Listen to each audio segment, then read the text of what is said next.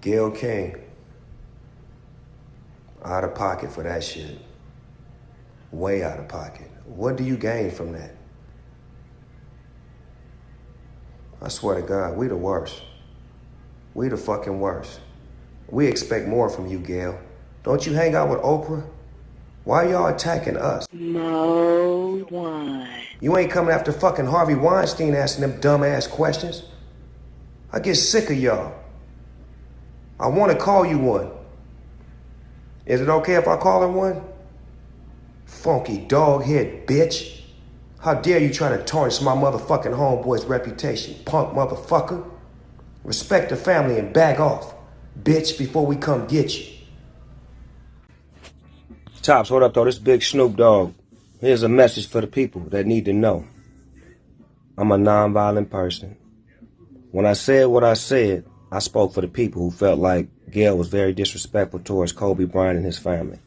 Now, with that being said, what I look like wants some harm to come to a 70-year-old woman. I was raised way better than that. I didn't want no harm to come to her and didn't threaten her. All I did was said, check it out. You out of pocket for what you doing and we watching you. Have a little bit more respect for Vanessa, her babies, and Kobe Bryant's legacy. Yeah. But anyway, I'm going to do what I got to keep doing. Y'all keep doing what y'all doing. We're very nonviolent. We just want to say that first and foremost. We speak from the heart. Some of you who have no heart don't understand that. But anyway, carry on and enjoy your day.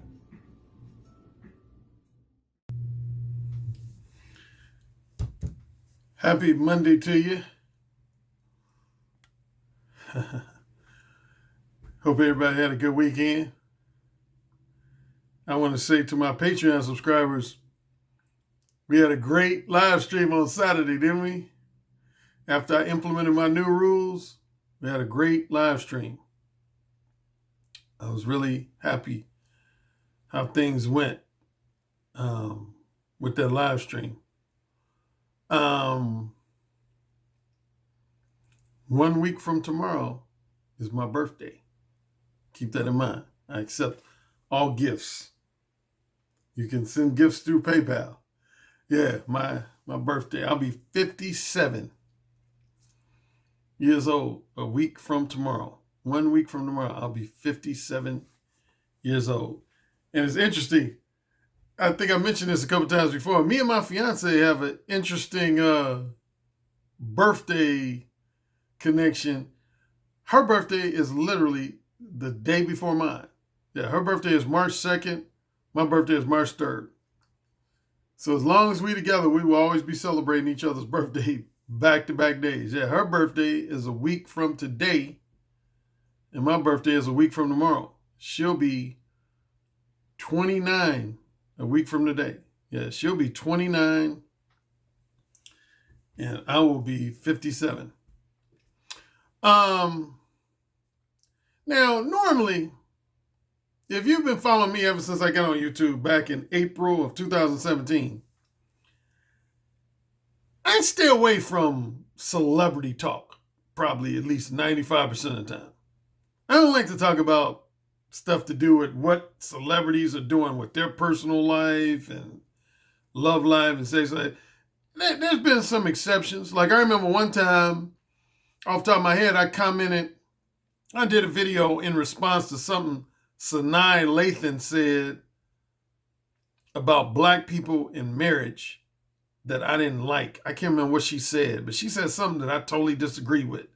That's one of the last times I can think of off the top of my head that I mentioned a celebrity was the main focal point of a video podcast I did. And there's probably been about 4 or 5 other times over the last almost 3 years that I've mentioned celebrities from time to time. But I rarely do it. But yeah, man, the person who's been, I get on Twitter at least 3 or 4 times a week, sometimes a little more, sometimes a little less. I always like to see what's trending. If you go on Twitter, they always highlight what's trending, basically what's being talked about the most. Who and or what is being talked about the most? Who and or what is being talked about the most? They'll have that under the section called what's trending. And I saw that Snoop Dogg was trending on Twitter this morning. And it's because he had a discussion with Will Smith's wife, Jada Pinkett Smith, that I haven't watched yet. So I will put that out there. I haven't watched the interview yet. But I did see like a brief excerpt where it looks like Jada Pinkett Smith is admonishing Snoop Dogg for the harsh insults he levied at a CBS morning show television journalist Gayle King, who's also known as Oprah Winfrey's best friend. And over the years, since I've been a book author and dating coach, I've had men ask me, Alan, when should you apologize to women and when should you not apologize? Because one thing I talk about in my original Mo 1 book, and I think even in my updated versions, but definitely in my original, that was one of my Mo 1 principles. I would always say, never ever apologize for being Mo 1 with women. Particularly as it relates to saying stuff that's sexually provocative or sexually explicit. I would always say, if you say something sexually provocative or sexually explicit to a woman, you should never, ever, ever, ever, ever, ever, ever, ever, ever apologize for it later on. Because it's going to make you look weak. It's going to make you look beta. And I still stand by that assertion. It makes you look weak. Like, if I had to give this quick story that I've told a few times to my long-time listeners, I remember I had a buddy when I first started being Mo 1 back in the mid to late 80s. I had a buddy who was trying to emulate me and basically be Mo 1 just like me. And I remember he came to me and said, Alan, I'm having problems, man. This Mo 1 don't seem to be working for me. I said, what's wrong? He said, number one, women aren't really giving me negative reactions, something I talked about in my very last Patreon exclusive video. He said, women aren't really as much giving me negative reactions as much as they almost treat me like I'm being a comedian. They treat me like I'm a joke.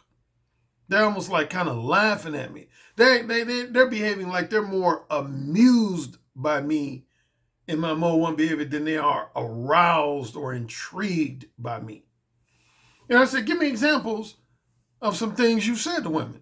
And he gave me some examples, and he had said some things that were pretty, sexually provocative and straightforward and sexually explicit. And I said, So I said, let me shadow you. Meaning, let me follow you, watch you, like I do in my one-on-ones, a lot of my one-on-one face-to-face coaching sessions, I'll do that. I'll shadow my client. I'll watch him approach women and converse with women, and I'll be standing maybe like 3, 4, 5 feet away. And I'll watch his body language. I'll watch his facial expressions. I'll try carefully to listen to everything he's saying and everything the woman's saying. And so with this guy, this was back in the late 80s, I did this. I said, I'm going to shadow you and see what you might be doing wrong. And it turned out what he was doing, the main thing he was doing wrong is every time he would say something really X-rated or triple X-rated to a woman and a woman started to have an adverse reaction to it, he would quickly apologize. He would say, my bad. My bad. I didn't mean it. I'm more of a gentleman than that. I didn't mean to come off like a crass jerk or asshole. My bad. He would apologize. And sure enough, the women would treat him different after he apologized. They wouldn't take him serious. He lost any alpha male credibility, alpha male respect that he had. And I simply told him, I said, I can tell you what your number one problem is. Why you're not having success with Mo 1. Because every time you say something that's really sexually provocative and explicitly straightforward, you quickly apologize for it and you retract it. You back down from it. And he said, really? I said, yeah. So anyway, when I get into a long story, he changed that. And guess what happened? He started getting laid like crazy. He couldn't believe it. Just that one change helped him get laid like crazy. Once he stopped apologizing for provocative and explicit stuff he said to women and would hold his ground Even if the women start criticizing him or insulting him, he started getting laid like crazy. He couldn't believe it. He was like, damn, man, it's unbelievable, Alan, that one change has been the difference between my success and failure with Mo 1. I don't apologize for shit I say to women when it comes to like saying stuff that's like of a sexual nature, like stuff to do with my sexual desires, interests, and intentions. I never apologize for stuff I say to women, ever. That's real talk. I don't apologize. I sure don't. I remember the last person that tried to get me to apologize in that regard here on YouTube was most of y'all remember I did an interview with Irene Yvette in mid-January of 2019. And we were supposed to do a part 2 interview, a second interview that was going to center on me being a BDSM consultant and polyamory consultant. We were going to do we were going to do a second interview.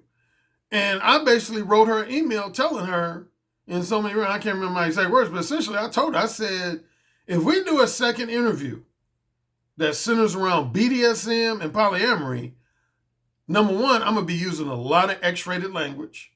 It's not going to be a PG or PG-13 type interview. I said, I'm going to be using a lot of X-rated language.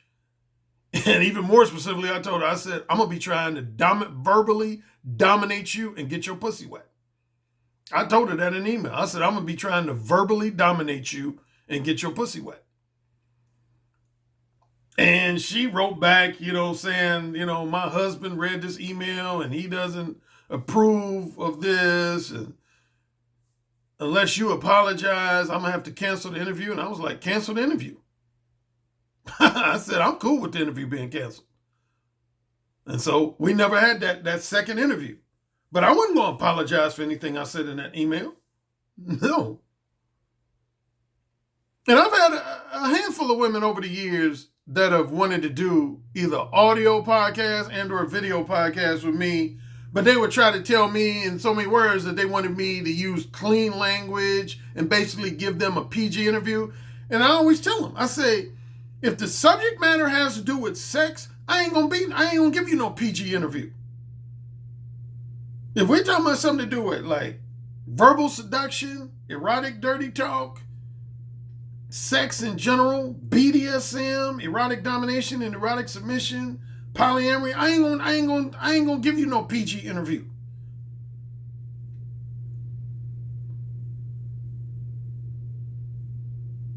See, man, here's the deal, man. This relates to Snoop, man. It's really this simple, man. There's an old adage that goes, man, you can't serve two masters. You can't serve two masters. And here's two masters you can't serve simultaneously. And that's truth and money. Truth and money. I say more specifically, corporate money. Truth and corporate money. You can't serve those two masters at the same time. It is literally, virtually impossible to serve those two masters at the same time. Remember when I first got on YouTube?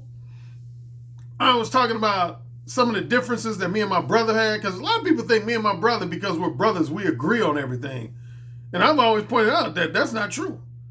So, even though my brother has probably been arguably my biggest supporter of my career, and he's, you could say, the one responsible for my career. He was the first one to encourage me to write my Mo 1 book as far back as June of 1986.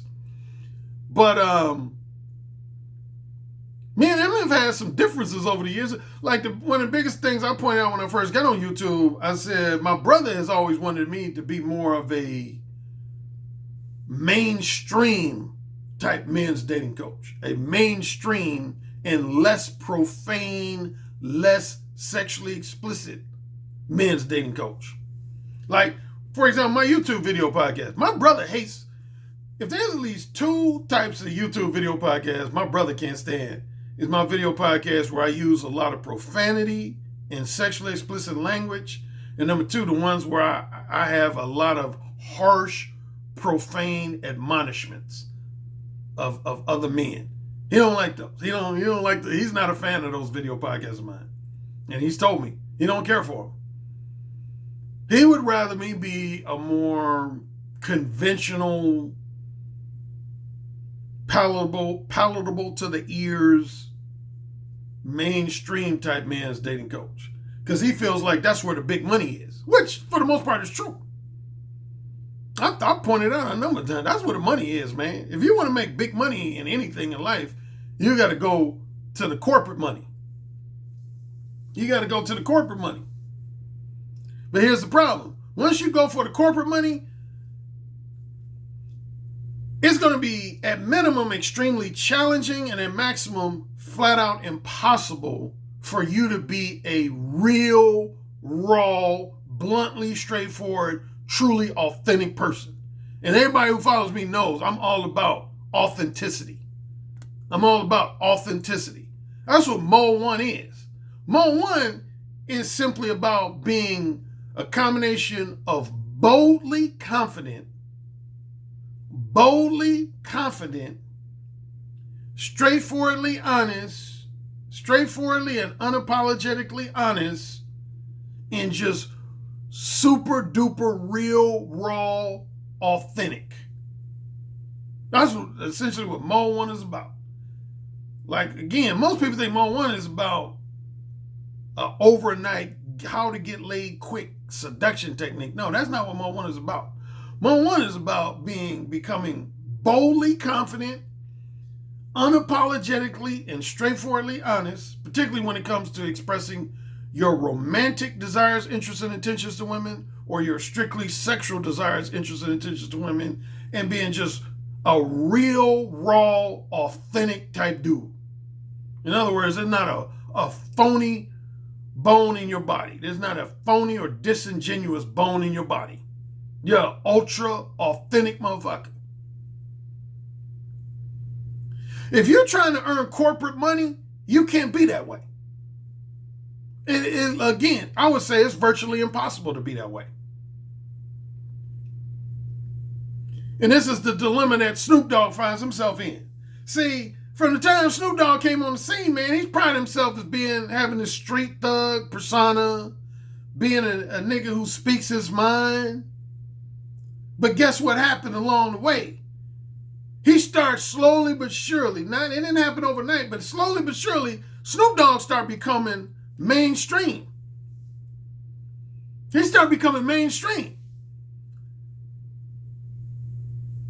You know, you start seeing him in like TV commercials and stuff, on TV game shows and stuff, being interviewed by the likes of Jay Leno and Conan O'Brien and Jimmy Kimmel. He became mainstream, man.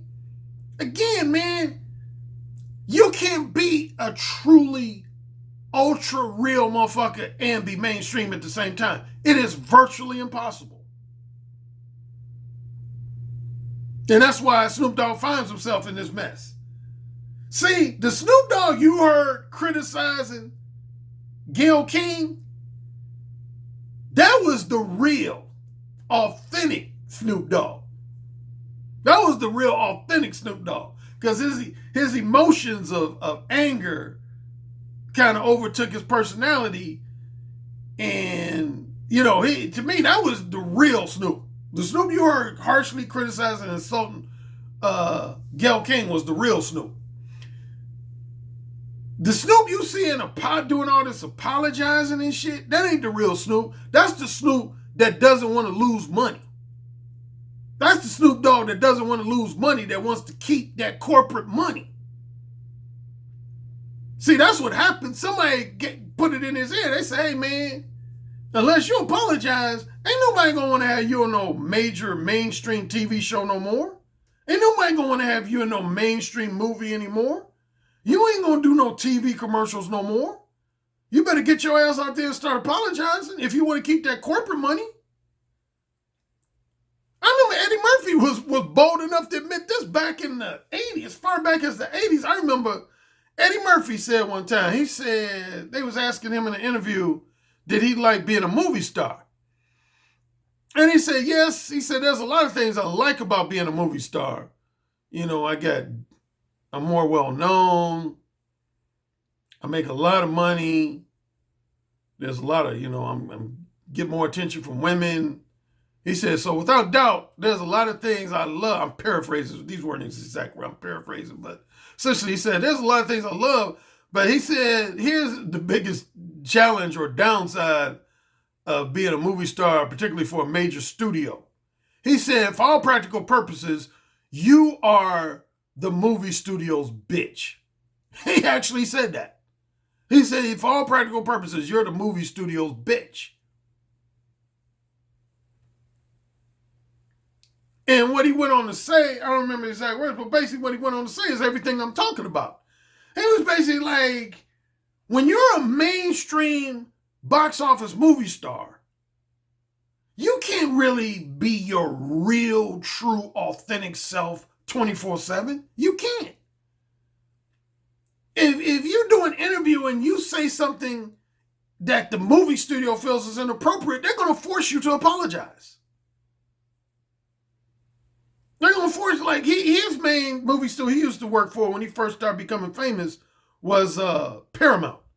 Paramount Pictures. Most of his movies, Eddie Murphy's movies, he used to actually have his own production company on the lot of Paramount Studios. And Paramount, man, they ain't going to let Eddie Murphy be a loose cannon. They want him to be blunt as long as it's funny and not too insulting to anybody. But once he crosses the line, Paramount was going to reel him back in and say, oh, no. You can't be that authentic. You can't be that authentic. Why do you think people gravitate to YouTube? Let's start with YouTube. Why do you think so many people gravitate to YouTube? Because you don't have to meet the approval of corporate America to operate on YouTube. One of the things that attracted a lot of people to YouTube, this very platform I'm on right now, is because for the most part, you can get on YouTube and say any fucking thing you want to, even though that's kind of, at least to a small degree, changed in the last year or so. YouTube is now, because YouTube wants that corporate advertising money, they have implemented new rules that basically say you can't say whatever the fuck you want to. We're going to let you say a lot of shit that you want to, but you can't say any. Like, if you get on YouTube and say something that's blatantly racist, now YouTube, 90 to 99% chance they're going to delete your channel. If you say anything that's blatantly hateful towards women, just blatantly misogynistic, there's a 90 to 99% chance YouTube is going to delete your channel. Like, I remember, this was years ago. If you're familiar with a talk show host named Bill Maher, he's on HBO now. But he started off on this ABC show called Politically Incorrect. Politically Incorrect. Used to come on ABC in prime time. And one time he had Arsenio Hall on his show. And they were getting into it. At first they were kind of friendly and, cracking jokes together, but then they started getting into it. And the reason they got into it was because Bill Maher started bragging and basically saying he was the most outspoken person on network television and that he had the green light to pretty much express any opinion he wanted to without consequence or repercussion. And Arsenio Hall was basically like, that's bullshit. He's like, that's bullshit. He was like, as long as you earning corporate dollars from ABC Disney, which is who owns ABC Disney. He said, as long as you earning corporate dollars from ABC Disney, you always gonna have some type of muzzle on your mouth. You ain't gonna be able to say anything. He said, now compared to other guys on network television, yeah, you might be more outspoken than 95% of them. But he said, compared to people who don't take corporate money, you ain't outspoken. He was like, don't act like you are. And Bill Maher was basically, trying to debate him on that. What happened, if you remember, if you know this, familiar with this story, what happened just a few weeks later? Bill Maher on his show, Politically Incorrect, basically said something to the fact that the United States of America deserved 9/11. Yeah, he said the United States of America deserved 9/11 because we've gone over to other countries and tried to bully them and take their natural resources and we've just, basically he described the USA as being worldwide bullies. And about a week or two later, ABC yanked his fucking show. They yanked his fucking show. Which vindicated Arsenio Hall's argument. That's what Arsenio Hall told him. He said, man, you can't be on no mainstream television show and say anything you want to. See, this relates to, I always hear guys making this argument, well, women have too much power and women have too much influence in society. And, why is this? I explained on at least one, if not two other videos. I remember when I was talking about when there was talk about a woman becoming James Bond. Here's a simple thing you need to remember about corporate America. I can't speak for other countries. I'm only speak for this country, corporate America. Women as a group spend more money than men do as a group. That's fact number one. Women as a group spend more money than men do as a group.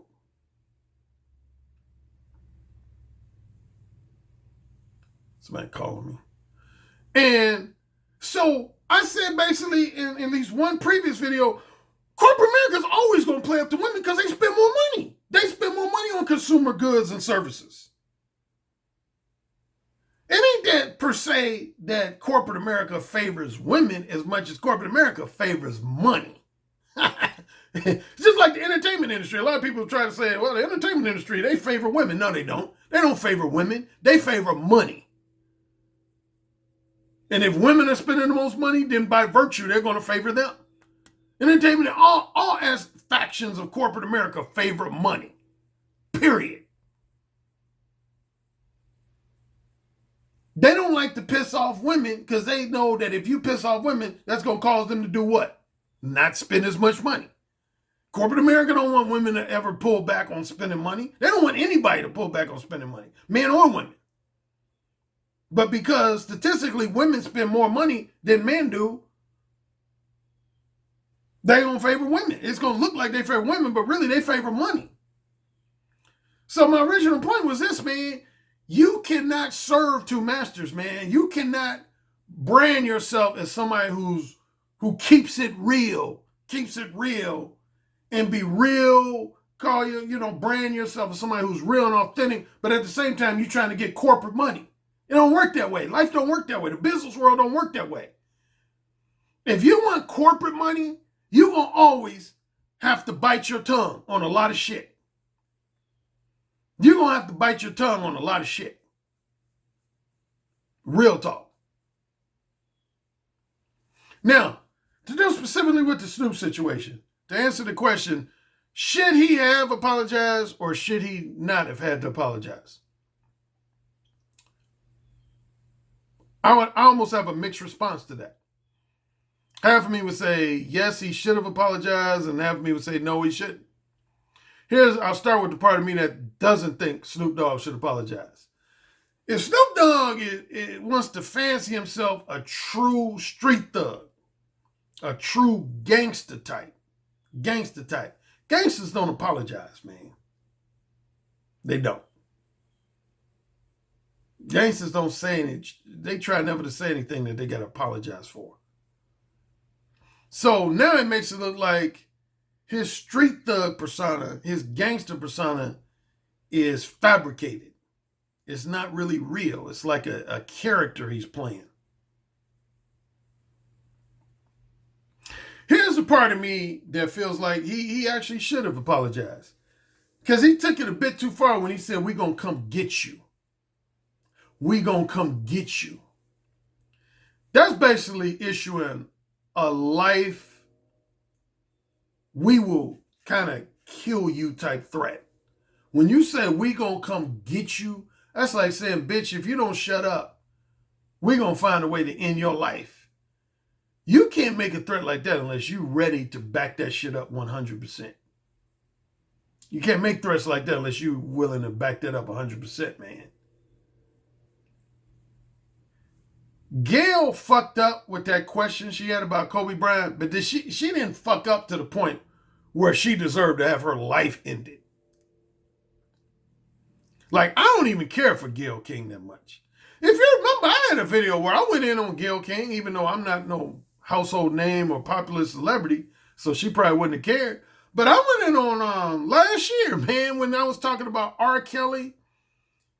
I was talking about R. Kelly's issues. Matter of fact, speaking of me talking about celebrities, that was one of other celebrities I talked about in a video, couple videos actually, was R. Kelly's situation, legal situation. But I remember when she had interviewed R. Kelly, like a few days after she interviewed R. Kelly, you know, she's on CBS This Morning, morning news talk show. And one of her white female co-workers, colleagues, I can't remember her name. I forget that woman's name. But anyway, she made the comment, she said, I think it's creepy that R. Kelly is in his 50s and he seeks the romantic and sexual companionship of women who are in their early to mid 20s. And I was listening, I was basically like, bitch, please. Bitch, please. Only women say stupid shit like that. You ain't gonna ever hear no man calling older man, younger woman relationship creepy. That's some goofy, prudish, feministic female bullshit. My relationship is a case in point. I'm about to turn 57 next Tuesday. My fiance is 28, going on 29. We got a 28-year difference. We got a 28-year difference between us. Ain't nothing creepy about our relationship.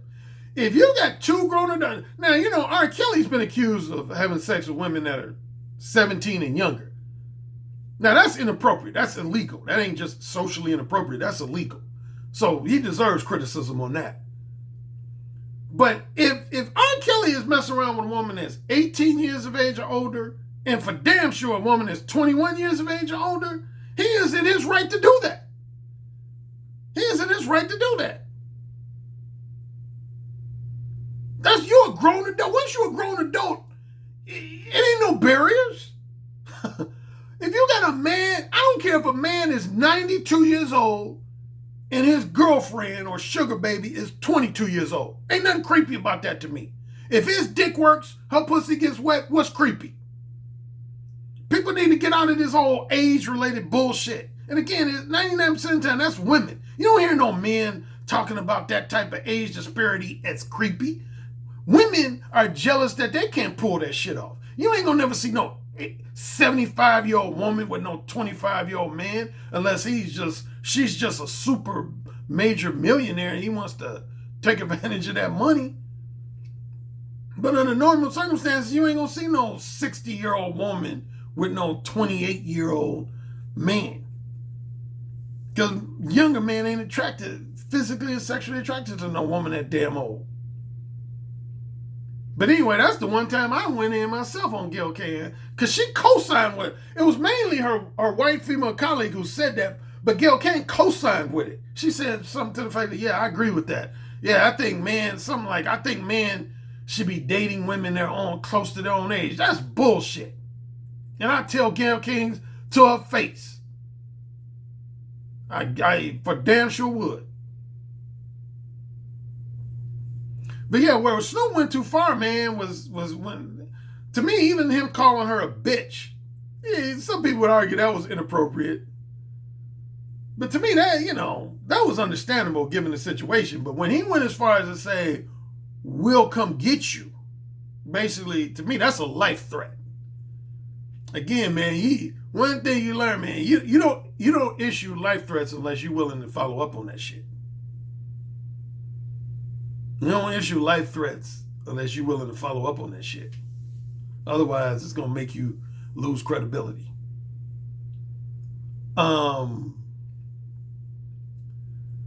So, to a more general question, getting beyond Snoop, whether or not he should apologize or not. Again, my final conclusion on Snoop, I'm not surprised by his apology tour. He has to, because he wants that corporate money. He wants to keep getting that corporate money. When you want corporate money, if I had to put it in really, really blunt terms like Eddie Murphy did, when you want corporate money, you got to be a corporate bitch. It's really no other way to put it. If you want corporate money, you got to be a corporate bitch. You got to be willing to be muzzled at times. If you want corporate money, remember I did a video I was talking about having a mainstream following as a dating coach versus an underground or cult following.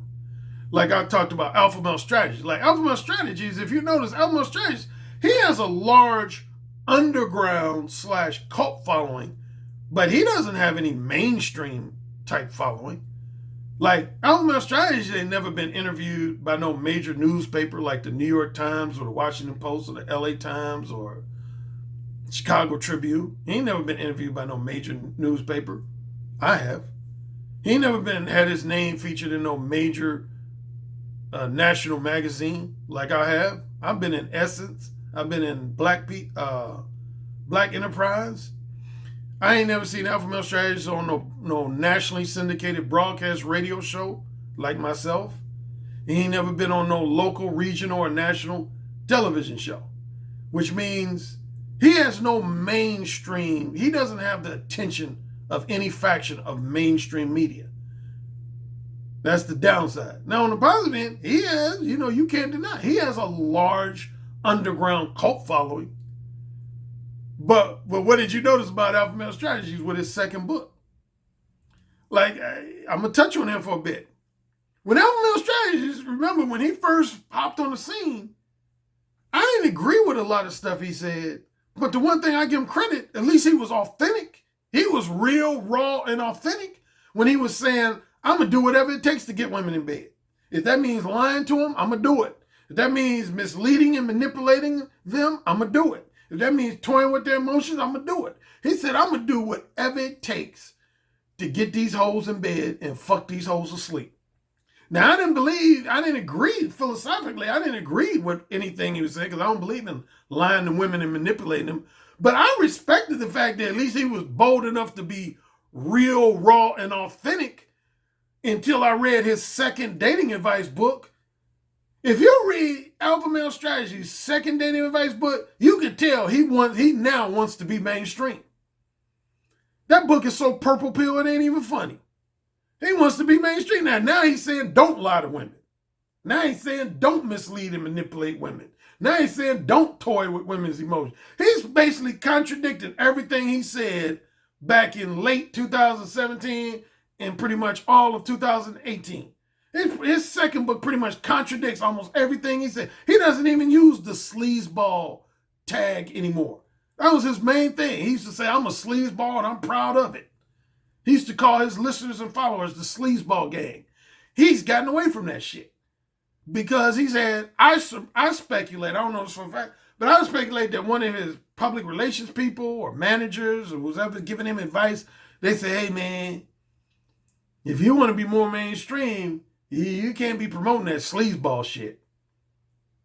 Because you ain't going to make no money from corporate America. You ain't going to make no money off of that shit. And I would bet you money that's why he changed. That motherfucker did a 180.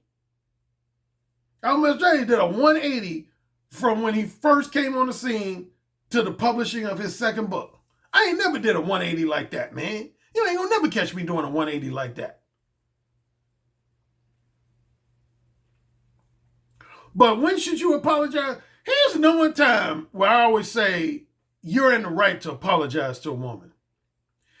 Or really anybody. I ain't going to just limit it to women. I say anybody. Is when you've accused somebody of something, of doing something and or saying something when you didn't have all the facts to back up your accusation. When you accuse somebody of doing something and or saying something when you didn't have all the facts. Like, for example, if I accuse my fiance of drinking my last bottle of vitamin water zero when I don't know that for a fact. Now, in fact, that kind of sort of happened. That's why I'm using that example. That kind of sort of happened. I once accused my fiance of drinking one of my bottles of vitamin water zero. She gave me a look like, I ain't drink your shit. I don't drink that vitamin water zero shit. But it turns out I had just misplaced the bottle and it looked like one was gone. Yeah, that's the one more than any other time, the number one time you should apologize to people is when you're accusing them of something that's not 100% true or valid. Like, I can think of two situations to do with men on YouTube. Like, if you remember Mumia Obsidian Ali, back in 2015, he had to apologize to me because he had came out with this accusation to the effect of Alan Roger Currie is this pretentious, bougie type brother who hasn't been exposed to the harsh realities of street life. Yeah, he tried to say that I was kind of born with a silver spoon in my mouth and that I was like one of the Cosby kids, that I had never really observed or experienced the harsh realities of life. And I shut that shit down real quick. And he, to the point where he had to apologize. I basically told him, I said, man, nigga, you don't know me. Shit. Matter of fact, I've told him multiple times, I bet you I've lived a harder life than me Obsidian Ali. I would almost guarantee you I have. I bet you I've hung around with more gangbangers than he has. I've been homeless 3 times. One of the harshest things you can experience in life. Almost died in a fire. Had to save my own life. Watched both my parents die in my face. That I wouldn't wish on my worst enemy. So how can anybody say I haven't experienced the harsh realities of life? Nigga, please. And anyway, to his credit, he had to apologize. Now, the one time I actually was put in a position where I didn't fully apologize, but you can say I kind of semi-apologized to someone. Some accusation I threw at somebody when I didn't have all the facts was C Boogie. If anybody knows how me and C Boogie first became cool, to give you the mini backstory, I've given it at least once or twice before, but C Boogie was actually somebody, we were never actually enemies. Even when he used to, because he, speaking of me, Obsidian Ali, C Boogie used to rock with Obsidian real tight. Back in like,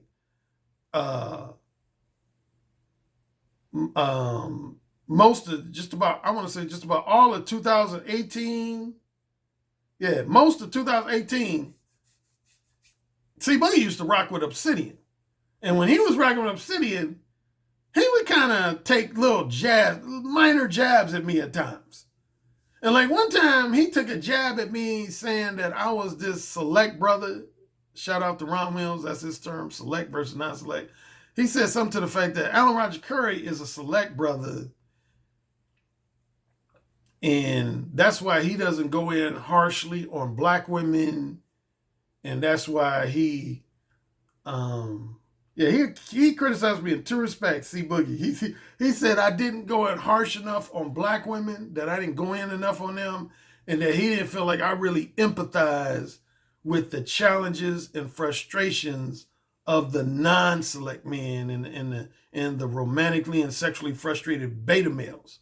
And I fired back with really 3 of it. It was C Boogie, a guy who goes by the name Game Changer, and Edward Anderson. And I did a response video to them. And basically what I said about all of them, I said, them niggas just talking shit about me because they ain't never dealt with no non-black women. They ain't never dealt with no non-black women. I said, the only niggas who be whining and complaining about black women is motherfuckers who ain't never dealt with no non-black women. And see, Boogie fired back, he said, nah, I said, you wrong, bro. You wrong. He said, you saying I ain't never dealt with no non-black women, I guarantee you wrong. And if I'm able to prove you wrong, you got to give me a free copy of one of your audiobooks. And turns out I was wrong. C Boogie used to be married to a white woman. He used to be married to a Caucasian woman. And he's messed around with a number of, non-black women. So I never technically apologize to him, but I did end up giving him a free copy of my book, Ooh Say It Again. I ended up giving him a free copy of my audiobook, Ooh Say It Again, because he did prove me wrong. So that was a situation where I accused him of something when I didn't have the facts to back it up. But in my defense, see Boogie, and he knows if he listened, he's apologized to me too. So we've apologized to each other in a way, because he apologized about some of the stuff he said about me when he was rocking with Obsidian. But yeah, that's the number one time you should apologize to people. What I think is always in the right to apologize to people is when you're accusing them of doing something and or saying something when you don't have all the facts to substantiate your accusation.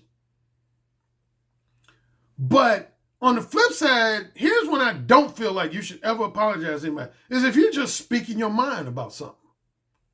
You're not per se accusing somebody of something, but you're just speaking your mind on something. You should never apologize to somebody simply because you're speaking your mind and somebody doesn't like the way you're speaking your mind.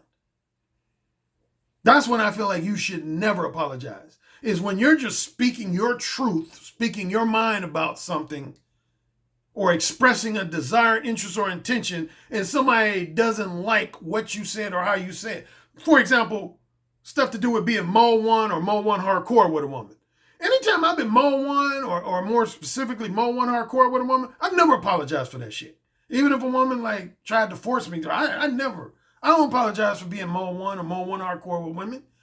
Like if I went up to a woman and said, "Ooh, I can't wait to see my dick in your mouth," and she said, "Oh, that's disgusting, that's insulting, that's disrespectful. I think you should apologize to me for saying that." I look at them like, "Bitch, please." Anytime a woman has had that type of reaction, I look at them like, "Bitch, please." I ain't apologizing for shit. Now, if y'all know this one story, I was just talking about this story recently. You know, I got just dozens, if not hundreds, of different verbal seduction stories. And one story I've talked about off and on for the last few years. One time when I was in college, I want to say it was spring or summer of '85, when I was at Indiana University, I actually ended up having sex with one of my TAs. A TA is a professor's assistant, or what they officially call a teacher's assistant. For short, they call them just TAs. A lot of like certain classes you have in college, they're not taught by the actual main professor. The professor usually have one of his assistants teach, usually the lower level class, like 100 level and 200 level courses. They're usually taught by a TA. Like when you get up to 300, 400, 500 level classes, those are classes that are usually taught by the main professor. But lower level classes are taught usually by a TA, who's usually a student who has a master's degree that's in pursuit of their PhD. And anyway, one time I had this Caucasian female TA. And see, there used to be this stereotype, even though I feel like the stereotype has changed. But when I was young, man, most white women had flat asses. There was a few rare exceptions, but most white women had real flat butts. And most black women had round, juicy, plump butts. But this white TA, she had this round bubble butt like a black woman. So we were talking about this term paper, and I told her, I said, "Damn." And she said, "What?" I said, "You got an ass that is tailor-made for doggy style." And she went off on me. She said, "What? What did you say?" And anyway, when I get into too long a story, she ended up threatening me. She said, "Alan, if I tell the main professor what you said to me, you could risk being suspended for a semester from the university." And at that moment, man, I started thinking about my parents and them finding out. I was like, oh, I was that razor thin close to, but I was, of all my verbal seduction stories under the category of being tempted to apologize, that was probably the number one time I was that tempted to apologize. Because I even had this female, if most people know the story, I had this female classmate that was actually a witness to it. She was in the classroom with us. And that's what she was telling me. She was going like this and saying, "Alan, apologize. And at the last second, I made the decision. I said, no. I said, I'm not apologizing. And it was a risk for me because, again, if she would have told the main professor and he would have decided to hit me with some type of penalty or consequence, I could have been suspended from school for at least one semester. But I said, fuck it, I ain't apologizing. And most people know the story, know how it turned out. A week and a half later, this same woman who went off on me, the same TA that went off on me, ended up calling me one Friday night. No, I think it was a Thursday night. Her and two of her girlfriends were sipping wine, and I happened to be the topic of that conversation. And she called me. I ended up going over crib, and I ended up not only fucking her, but one of her girls. I had a threesome with her and one of her girlfriends. I not only fucked her, I fucked her and one of her girlfriends. And that came from me not apologizing. If I would apologize, I can guarantee you that 99.9999999% chance she wouldn't have gave me no pussy. I guarantee you she wouldn't have. And that's what I've told guys. See, when you apologize for saying stuff that's sexually provocative and boldly explicit, you're going to lose your alpha male respect in the eyes of a woman. You're going to lose your alpha male respect in the eyes of a woman. So anyway, the only general time you should apologize to women and really people in general is when you accuse them of something when you didn't have all the facts to substantiate your accusations, or in some cases when you just feel like you issued an insult to someone that was too unnecessarily harsh. You insulted someone in a manner that on second thought was unnecessarily harsh. That's the two times I would say it's fairly acceptable to apologize to somebody. But the number one time you shouldn't apologize to people is when you just speaking your mind about something, an issue, a person, or whatever, and somebody else just happens to not like what you said or the way they say it or the way you said it, and they're trying to provoke you to apologize, but you yourself don't really feel a genuine need to apologize. You shouldn't.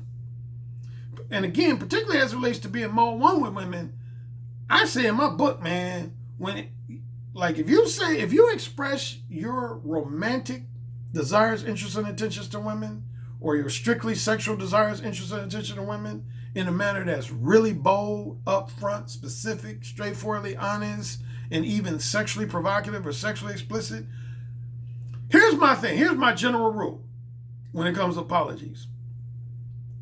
Before you say anything to a woman, or really to a person, period, but particularly women, ask yourself, is there any chance I might have to apologize for this later on? If the answer is yes, then don't say it. Plain and simple, don't say it.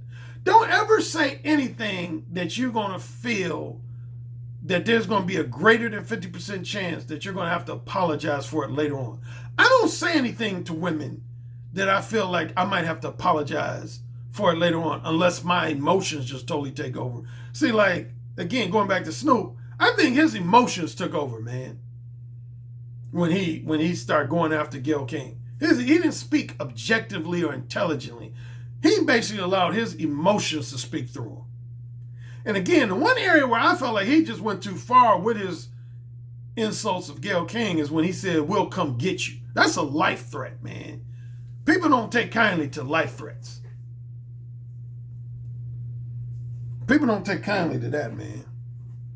I know I don't. When I've told people on YouTube, man, don't ever threaten me with putting hands on me or threatening my life. Dude, you barking up the wrong tree here. You barking up the wrong tree. Real talk. Don't ever issue no threats to me about putting your hands on me or nothing like that. Not this brother right here is connected as I am. No, you barking up the wrong tree on that. I'll tell you that, fair warning. You barking up the wrong tree with this brother. Shoot, because I don't even have to retaliate myself. All I got to do is pick up a phone call, man. Real talk. That's some people on YouTube know about how Alan Roger Currie roll. That's real talk. Anyway, on to my Patreon exclusive portion where I'm going to talk about a couple things. Join me in my Patreon exclusive portion.